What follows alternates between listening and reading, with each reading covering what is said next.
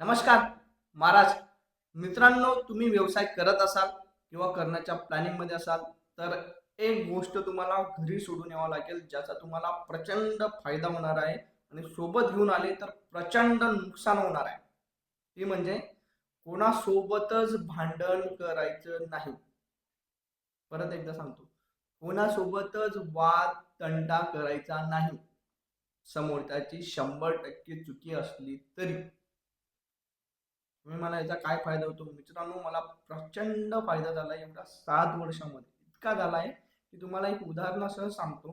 त्याच्या पहिले आता 7 वर्षामध्ये मी तुम्हाला ट्रॅक रेकॉर्ड सांगतो माझा, की माझ्या आजूबाजूवाल्यांसोबत माझं आतापर्यंत एक सिंगल सुद्धा भांडण नाहीये, मतभेद सुद्धा नाहीयेत. असा मनातल्या मनात जो राग राहतो ना, तो दावला जात नाही. प्लास्टिक राग, तो जास्त घातक असतो. तो सुद्धा नाही. काही घेणं देणंच नाही. मित्रांनो, कालची घटना सांगतो. फायदा काय होतो, नुकसान काय होतो, तुम्हीच ठरवा. त्याच्या पहिले चॅनलला नवीन असाल तर फॉलो करा, कारण की मी कुठला इन्फ्लुएन्सर नाही आहे.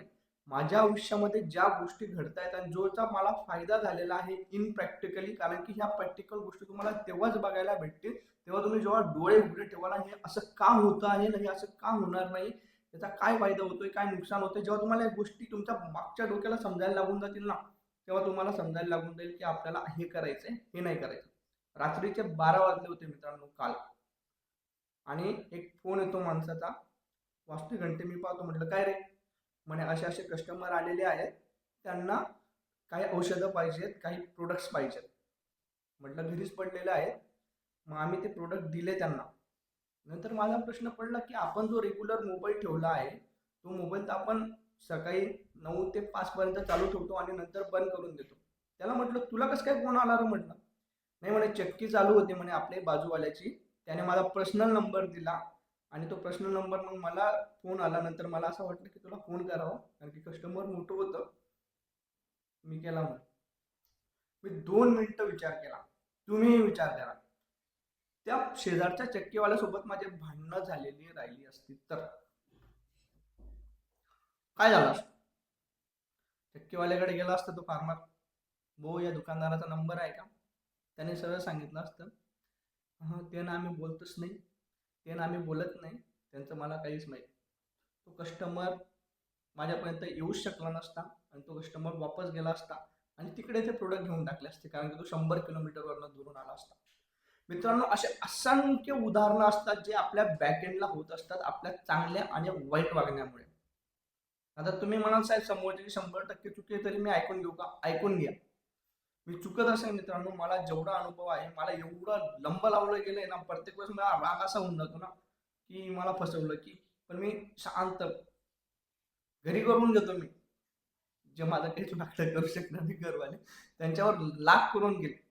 पण जिथे मला गरज आहे, जिथे मला समजतंय की याचं खूप भयंकर नुकसान होणार आहे, तिथे मी लई शांत राहतो.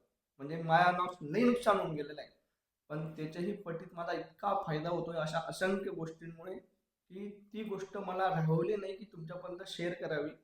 आपले पोरं जी आहेत ना, ही इथे चुकत जातात. लगेच याचा बदला काढू, याचा हातपाय काढू, माझे एवढे घरचे आहेत, असं आहे, तसं आहे. मित्रांनो, काही नाही, फक्त वाईट मेसेज जातो आणि कुठे ना कुठे समोरचा, मागचा, आजूचा, बाजूचा तुमच्या हरकतींवर, मुवमेंटवर लक्ष ठेवत राहतो आणि त्याचं नुकसान तुम्हाला खूप होतं. मित्रांनो, मला अजून एक माणसाची गरज पडली होती प्रचंड. मागच्या 2-4 महिन्यापूर्वी खूप फ्लो वाढला होता कस्टमरांचा. तर अक्षरशः 4-4, 5-5 वाजता जेवायला जायचो आणि रोज वैतागायचो मी. आणि असं सहज सहज मी माझ्या आमच्या बाजूचे दुकानदार आहेत त्यांना सांगितलं, यार माणूस पाहिजे म्हटलं. मित्रांनो, त्यांनी माणूस मला शोधून दिला. तसं बघायला गेलं तर ते माझे कॉम्पिटिटर्स आहेत. जर त्यांना वाटलं असतं किंवा त्यांचे माझे वाद राहिले असते, भेटला असता माणूस. असे असंख्य फायदे मिळवणं. म्हणून सांगतो, शक्य होईल तेवढं शांत बसा, शक्य होईल तेवढं नुकसान सहन करण्याची ताकद ठेवा. होऊ द्या नुकसान, 1000 रुपयाचं होईल, 5000चं होईल, 10,000चं होईल, 50,000चं होईल.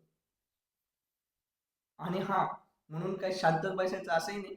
जे मिटवता येईल ते जेवढं शांततेत मिटवता येईल तेवढं मिटवा, जेवढं वाद न होता मिटवता येईल तेवढं मिटवा. बघा, तुम्हाला त्याचा फायदा आयुष्यामध्ये, भविष्यामध्ये तुम्हाला खूप होईल. यासाठी एवढंच. जय हिंद, जय महाराष्ट्र.